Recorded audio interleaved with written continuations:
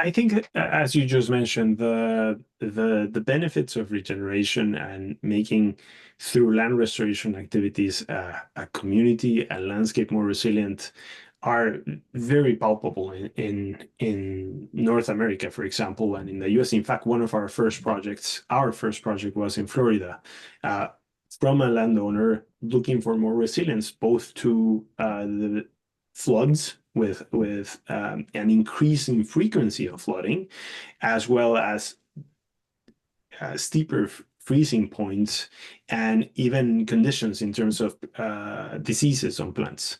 So in the case of the very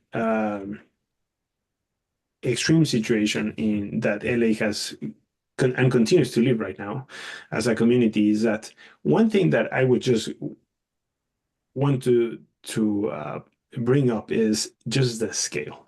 I live in Berkeley, California, but whoever I speak to uh, has a loved one, a family member that has been affected by the fires in LA.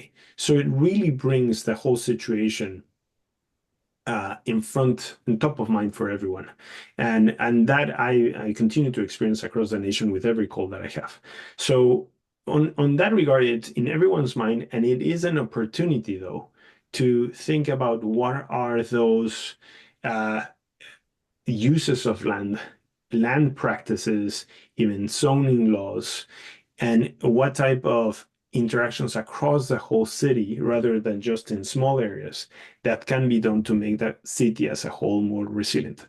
I think just fresh analysis that is coming from remote sensing as well as ground truth data of the post-mortem of the fires and some of the active fires is that it would have been very difficult to stop or even at all prevent the fires, something that is natural to that ecosystem.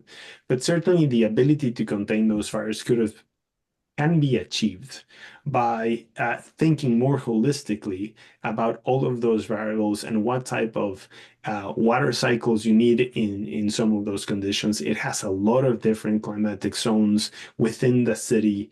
And so there are different ways that new designs can be implemented to restore as much as possible green areas, a mix of it's actually a mosaic approach of grasslands and forest, desert type environments that have to be restored. And as it's the case of every fire, it is at the end of the day an opportunity to start afresh. Now, the biggest challenge that we continue to have in any restoration process, Lori, is the social aspect of it.